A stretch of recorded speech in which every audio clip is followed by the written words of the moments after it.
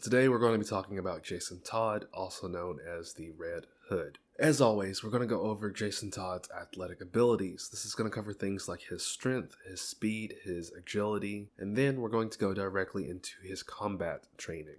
We're going to talk about what kind of martial arts he might use, what kind of training he might have done to get those skills.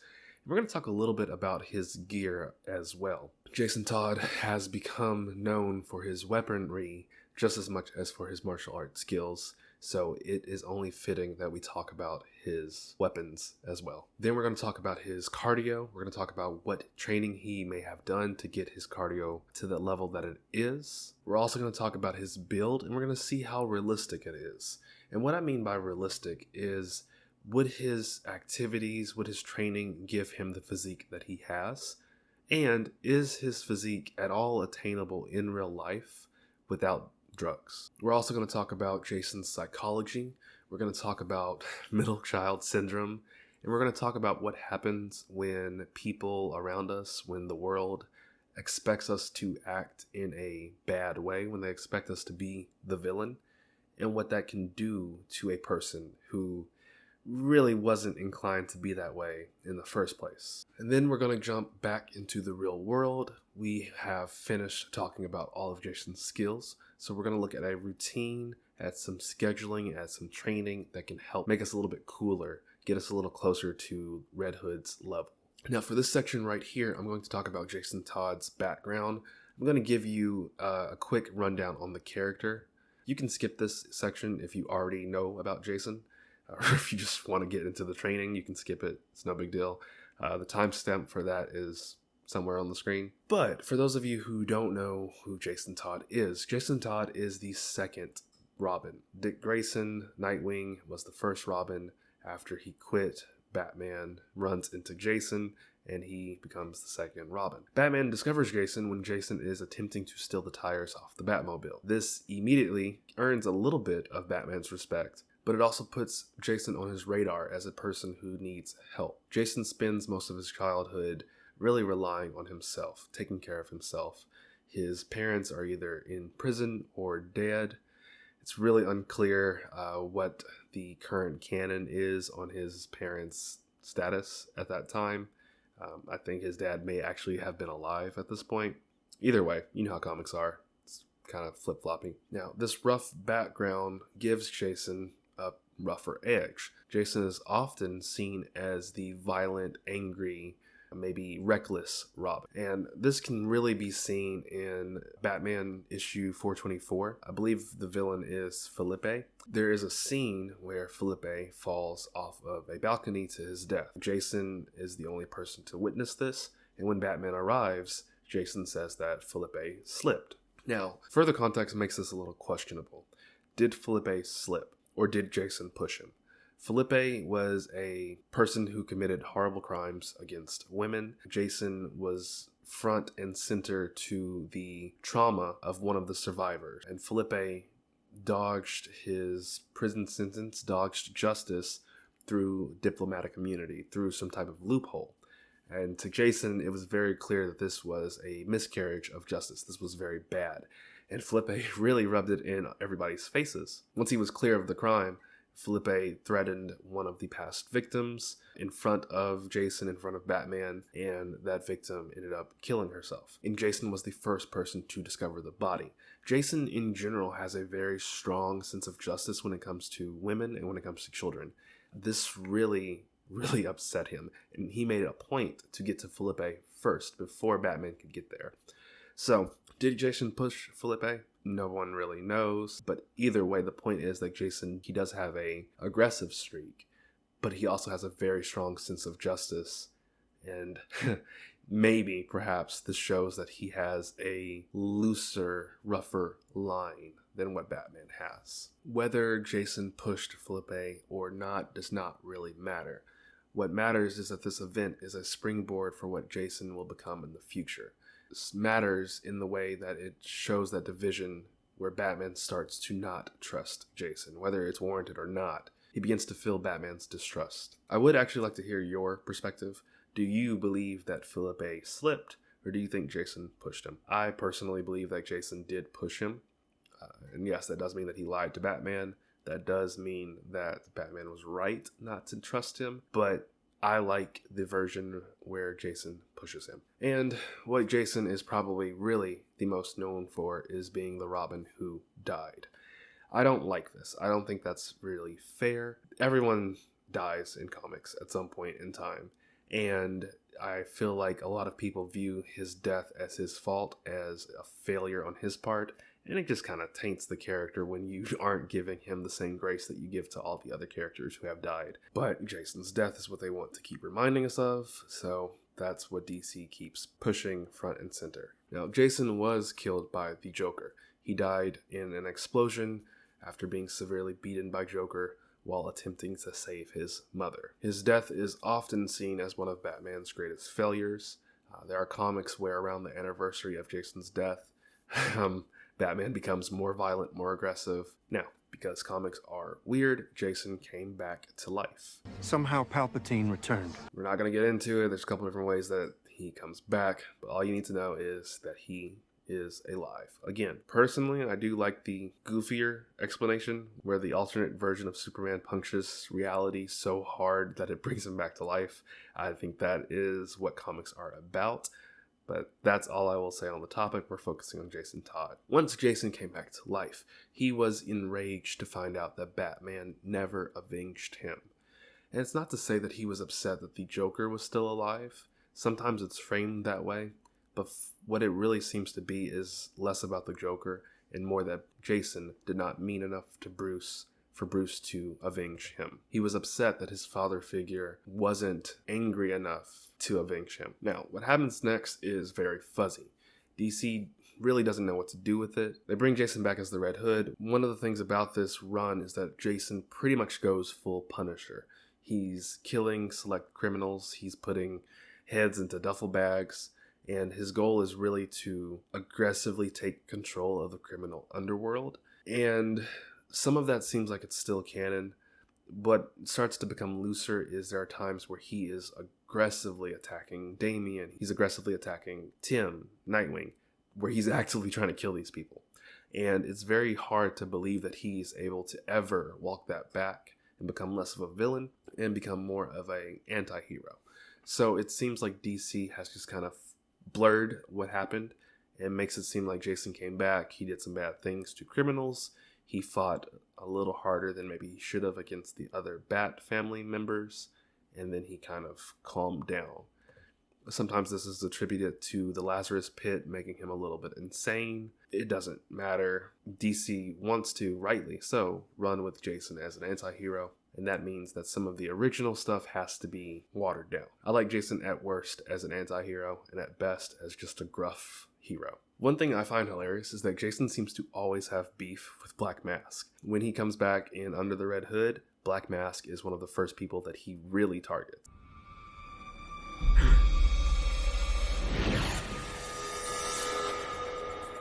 When he pops up in Arkham Knight as a somewhat anti-hero, his story is him taking down Black Mask. Where you want, I'll go anywhere.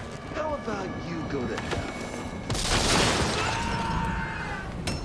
Say hi to Joker for me. When he's kind of reset in the Outlaw comics, Black Mask is one of the first crime gangs that he infiltrates. I just really like that he always goes for Black Mask as quickly as possible. And I think it's a good fit. I think, if anything, Black Mask is one of those characters who doesn't have too much of an insanity plea that he could really go with. And if Jason's going to go after anyone and use some lethal means against anyone, it's probably going to be Black Mask, because Black Mask is a very bad guy, and he has very few excuses. So that's the background on Jason Todd on the Red Hood. Now, let's see what this dude is capable of, and see what we need to do to even approach some of his skills. For his athletic abilities, we are dealing with a 200-pound, 6-foot-tall male. Now, sometimes Jason is heavier than that, maybe about 215, 220 pounds. I believe they made him a little bit lighter as things have progressed. And he's always about 5'11 to 6 feet once he's come back to life.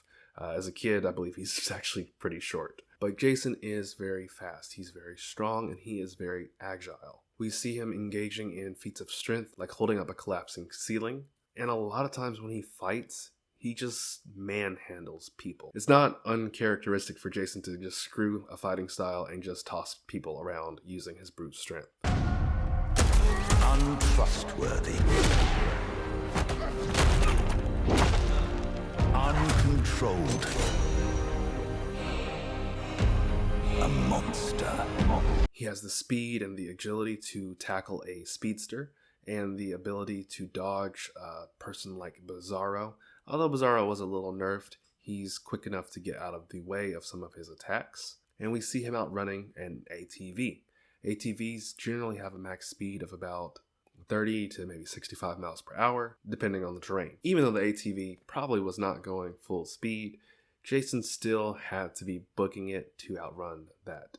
Yo, you wanna see some real speed? And we see that he is durable enough to take hits from an Amazon. Yes, Artemis was likely holding back, but still, Artemis seems like the type where she hits pretty hard, whether she's holding back or not. And Jason was able to take those blows very well. And then when he's not able to dodge Bizarro, he's able to handle being slammed into the ground, and he survives. He handles it decently well. And while Jason didn't grow up as a gymnast, we see that Batman did include some gymnastics training in his program. Jason has maintained that high level of agility throughout his life. He's able to move around the battlefield or the urban environment with ease. A feat that's worth noting, and I believe it fits best in this category of athletic ability, is that Jason broke into the Batmobile. And what this entails is Jason had to move very slowly. It says that he had to move 1 inch max every 5 seconds. The entire event of him climbing down from the ladder, getting to the Batmobile, and getting back took 3 hours. So if you think about how often you move and twitch and move more than 1 inch, and think about having to get somewhere with intention, the amount of muscle control, discipline, and endurance that took is truly insane. And I don't think I've ever really heard anybody talk about this feat. It's wild. Now, for combat training. Jason's combat training at times can be portrayed as subpar. Because he didn't have a lot of time to train with Batman, I think it's mostly 6 months, it can seem like he just didn't get a lot of good training. And I get where this is coming from, but I feel like it's vastly overstated. One, because after he was revived, he went on to train with masters in their own fields across the world. So he basically did the same thing that Bruce did. So he was trained by Batman, then he traveled the world and was trained by different masters. So by the time he comes back as Red Hood, he should be a very talented individual in multiple different fighting styles and in multiple different skill sets. Jason's reliance on guns is often seen as a negative, seen as an admission that he's not as skilled. But I propose that this is really just Jason being pragmatic. He doesn't give himself the limitations that Bruce does. Before I fill you up with lead. Downtown, his office. But you ain't gonna get him. He knows you're coming, freak. Good.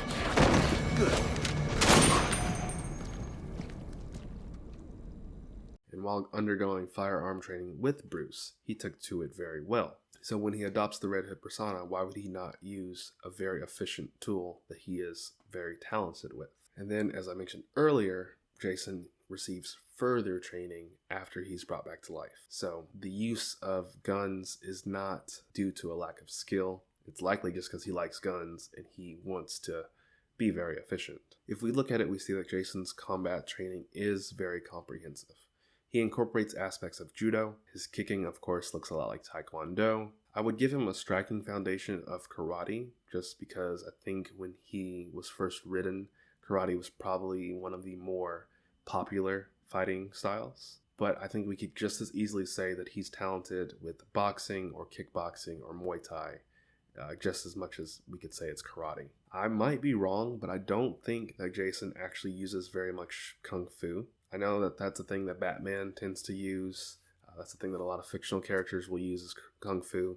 But I don't see very much of that in Jason's fighting style. I'd also give Jason some wrestling, because there are times where he's just throwing people around. Like he's just flinging dudes. I think that's pretty cool, and I think it really highlights his physical strength. I also want to give him Cali or escrima. However, unlike the stick fighting style that Nightwing uses, I think Jason uses the knife fighting form. And I think this is best shown in the movie Under the Red Hood. During his fight with Bruce, his knife work is excellent.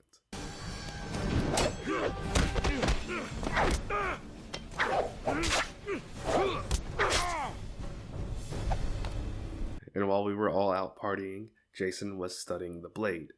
That is to say that Jason is a menace with his twin magical blades, the All Blades. They are powered by his soul, so he tries to limit their usage, but he's capable of using them with lethal efficiency. And then, of course, he's an excellent marksman. I don't know enough about guns to be sure what kind of guns Jason uses, and honestly, I think it's really just this fictional, cool-looking gun. I've done some research, and it doesn't seem to match up with any Jericho, whatever they say he uses. I think they're fake guns. They just look cool. Sometimes it looks like they have extended magazines, they have different scopes, or different sights. So if anything, more than likely his guns are just custom made and they can be modified on the fly. Jason is an excellent marksman, and he is clearly ambidextrous as he dual wields his pistols. He's capable of shooting at very high levels, one-handed, dual wielding. He's able to quick draw and fire with insane levels of accuracy. There are times where he's been thrown in the air and he's able to quick draw and fire off an accurate shot before he even hits the ground. And this is a bit of a tangent, but I really think we should just consider shooting a martial art at this point in time. A lot of martial arts incorporate weapons training. We think of knives, we think of nunchucks, we think of bow staffs and swords. A gun's a weapon. If you're able to use a gun, if you train in that, you're training in a martial art, in my opinion. And we know that there is a correct form for shooting, and being skilled with a gun requires training. So to me, it seems like a martial art. There's a correct form for throwing a punch, and it tends to require training. This is the same thing, it's just with a newer modern weapon. We also see that Jason is very stealthy. He's able to move quickly and quietly, and this allows him to get the drop on his enemies. A lot of this stealth comes from him having a great amount of situational awareness and being able to move quickly. Cardio, as usual, is one of the biggest gaps. We don't get specifics, but we can extrapolate from Jason's performance. We see that he's fast, where he's able to cover a large amount of ground in between shots from criminals like Black Mask. So to gain speed over short distances like that, we can be sure that Jason does some type of sprint training, some type of speed work. We also see things like Jason running across the city while being chased by Batman. This is a pretty solid distance that they're covering. I'd make the argument that Jason trains over moderate distances like a 5K, as that would allow for that amount of speed and endurance that we see. And then, as most peak humans do, Jason is capable of fighting for a very long time. In real life, most people tend to gas out after 60 seconds of fighting. Trained fighters obviously can go for much longer. They will do rounds of 3 to 5 minutes for their professional fights, but they do have breaks in between those fights. Maybe not the longest breaks, but they are taking a second to recover. When we look at Jason or any fictional fighter, what we can really imagine is they're doing these hardcore 3-minute, 5-minute rounds of fighting, and then they are going for a sprint instead of taking a break to get to the next set piece, to get to the next area where the bad guys are. So to get close to this level of endurance, you're going to want a solid running schedule. Now, for his diet, we actually do have some information, and that information tells us that his diet is pretty crap. A nerd like me or you might think that Bruce really instilled some nutritional guidelines for all the Robins to follow so they can be at peak performance. But if you actually look at what these guys eat, Nightwing and Jason and even Batman, they're shown eating a lot of junk food. They eat pizza and burgers and drink shakes. Like, if anything, this shows that you should still eat for fun. Maybe don't eat burgers all the time, don't drink milkshakes all the time, but you can have a pizza, you can have a hamburger every now and then. Personally, I think the style of burger that they eat fits in really well with like a steak and shake or a Five Guys type of burger. It looks like a really nice burger. We don't see him eating salmon and broccoli and chicken breast, at least not in the scenes that were shown. And of course, this is fictional. This might be all they eat, They are fictional characters that can get away with diets that we in real life cannot handle. To engage in anything near the level of what Jason does, I would strongly recommend that you try to eat healthy most of the time. Try to have a lot of vegetables, a lot of fruit, have a good source of protein, and then throw in a burger or a pizza every now and then. For Jason specifically, for his height, for his weight, for his activity level, I'd really like to see him eat at least 160 grams of protein a day, and I would want him to eat between 2,500 calories to 3,500 calories a day. And this depends on how active he is versus if he's just investigating a crime and spending a lot of time on his computer researching things. Jason's physique is like any other comic book character. It's going to change depending on who is writing him. Jason's height and weight varies depending on who is drawing him. It doesn't always reflect the height, the weight, the physique of someone who's supposed to weigh what Jason's supposed to weigh. And we know that his muscle mass varies wildly depending on who is drawing and who's writing him. But I believe that in general, Jason is not completely unrealistic. I believe that he tends to look a lot like Chris Evans from the first Captain America movie, or maybe even Michael B. Jordan when he played Killmonger. One thing that I have noticed is that Jason is consistently drawn with a strong, muscular lower body. His quads seem to be very well developed. And then he also seems to always have strong, muscular forearms. If I were to say that any of his musculature is a highlight, it would be his forearms and it would be his quads. Now, besides those highlights, Jason just has a solid build all around. And I think it lines up very well with the type of training that Jason does and with the activities we see him engage in. Jason ends up looking like a relatively lean bodybuilder with a great level of muscle mass. I do think realistically Jason would probably have a higher level of body fat than what he's shown. Probably more body fat than what a person like Nightwing might have.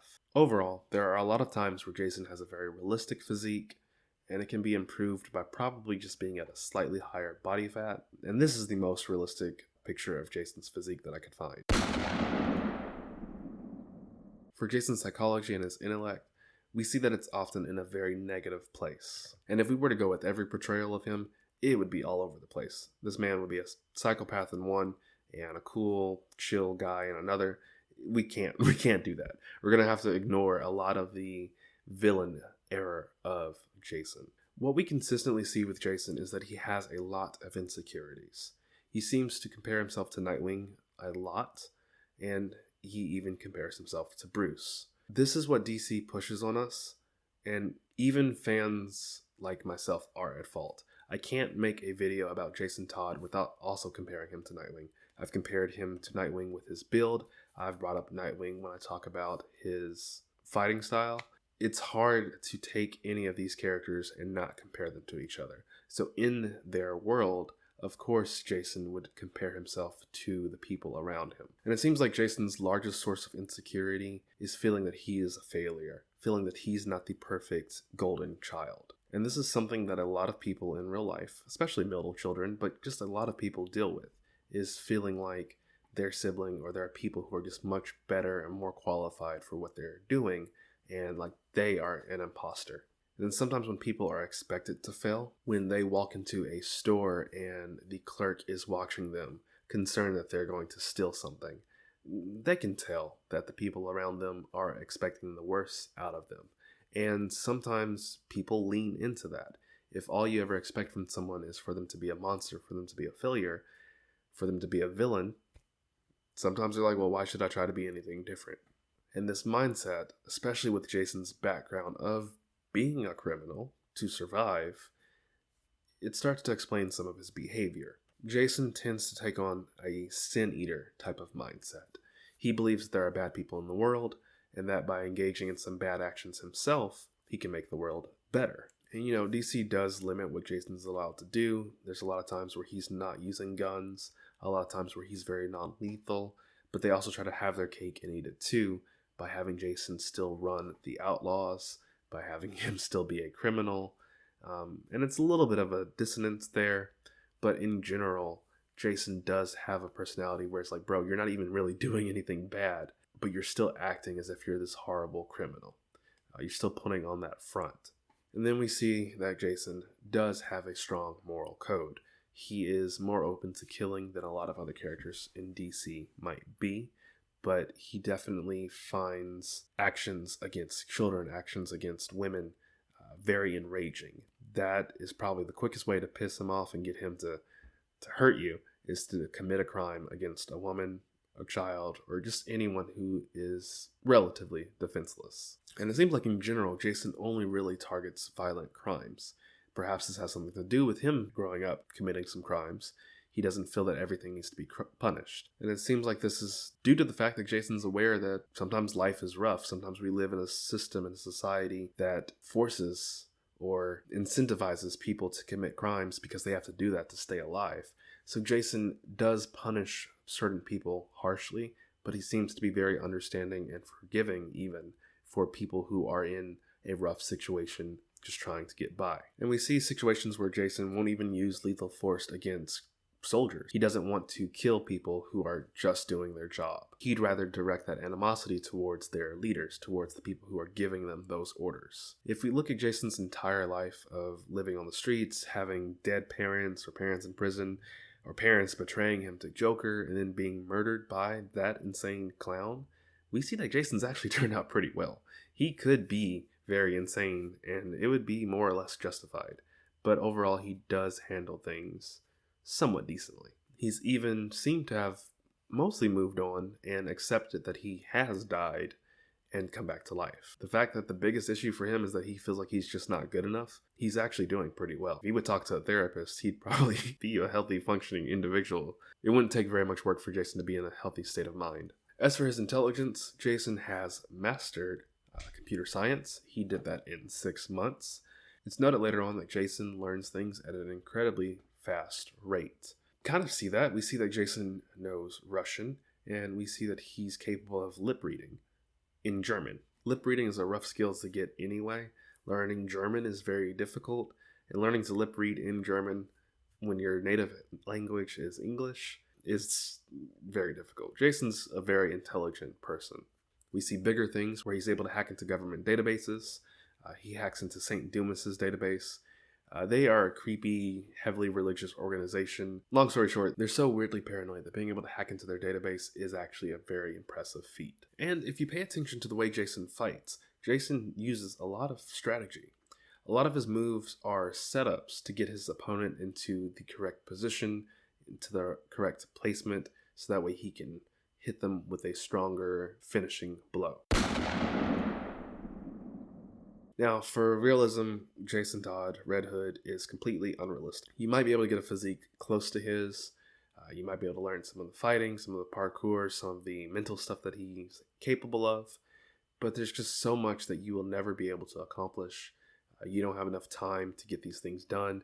And he performs some of these things to such a high level, it's completely out of reach. Comics are almost always some type of power fantasy, and you should know that going into them. But it can also give us a goal to aim for, and of course we'll never reach it. But by aiming and by trying, we can still become better than we were the day before. Better than we would have been if we never tried. What can we get from this? How can we be a little cooler? How can we be a little bit more like Red Hood? You're going to want to look into building speed over short and medium distances.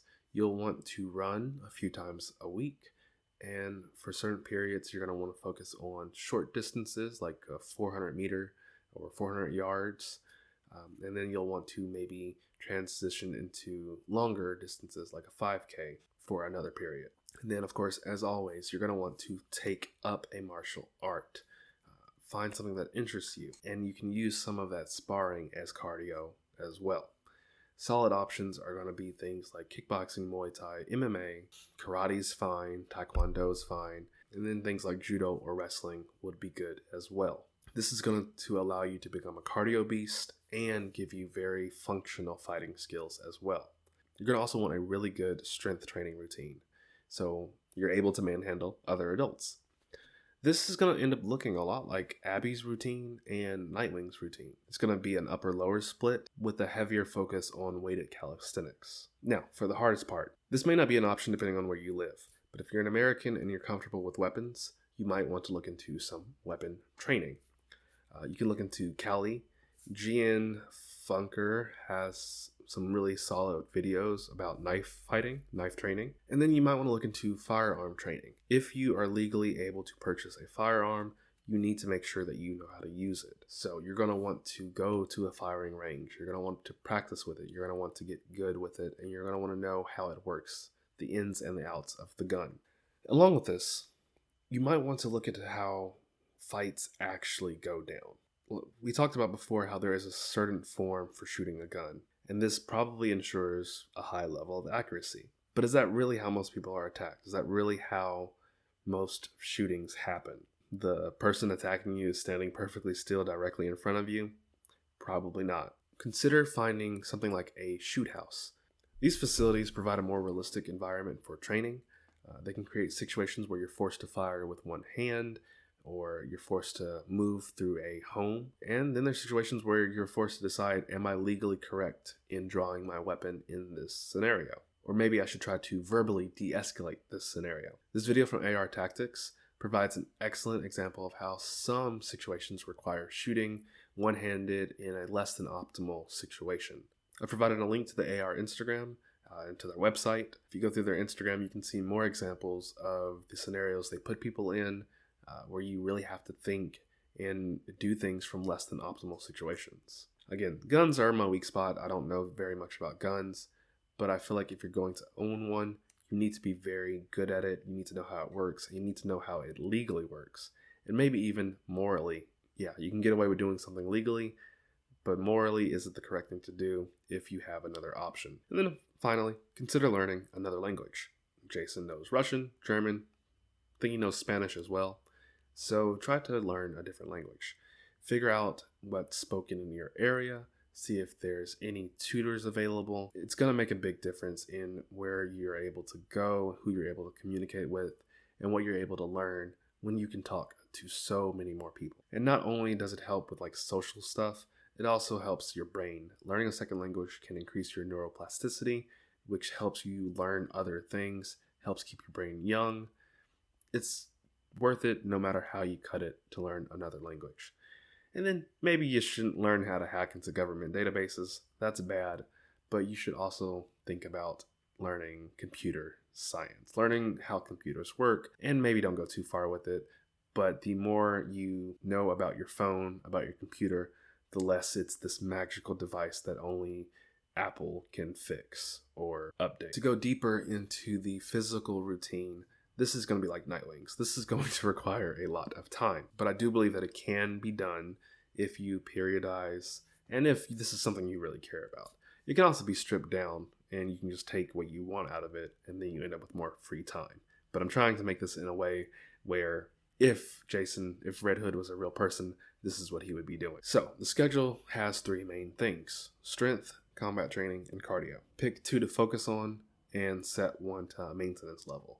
Or you can set 2 to a maintenance level and only focus on improving 1. Combat training might be at 3 times a week. You can dial that back to twice a week when it's on maintenance. Let's just say combat training is my priority. Then what I'm going to do is make sure that my RPE, my effort expended on other activities, is lower. If it's a scale of 1 to 10, with 10 being the max effort, I'm going to want to put a 6, a level of 6, a minimum amount of effort into every other thing that I'm doing. So if I'm going to the gym, my strength training is going to be easier to recover from. I'm not going to necessarily be getting that much stronger or that much bigger, but it's okay because I'm using that energy to get better at my martial art. If I'm going running, I might not be doing a lot of tempo runs. I might not be running very fast and very hard. I'm just trying to maintain my level of cardio so that way my combat training can be my main focus. And then, of course, if your strength training is your focus, cardio is your focus, you can do things with your combat training so that way you're not overworking the muscles used in other aspects. So if you have a heavy chest push day, you're going to go a little easier on the punching. You might focus a little bit more on kicks that next training session. The routine looks like an upper day where you also run, a lower day where you do some martial art training, a rest day, then you're back to an upper day, you do some more combat training, a lower day where you run. You should probably run very lightly or keep the lower day lightly. Just do whatever fits whatever periodization you're doing. And then the next day, a rest day, you're also going to run again. So for sure, this would be a light, easy run. And then finally, you'll have another rest day where you will engage in some combat training, which should probably be very technique focused, very light, and very easy to recover from. Upper body days are going to be focused on building strength in the compound movements and growing your forearms. Lower body days will be focused mostly on quads, just because that's a standout feature that Jason has. And over time, you're going to bounce your running days from short distances that are focused on speed to long distances that are focused on endurance, and back and forth and back and forth. You could probably focus on speed versus endurance, give each period a 3-month time span. But that's it for the video. I've got the routine linked in the description below. The routine should be available on Google Sheets and on Boostcamp because I like making routines on Boostcamp. It's cool. So I hope you enjoyed it. I hope you got something out of the video, and I will be done talking.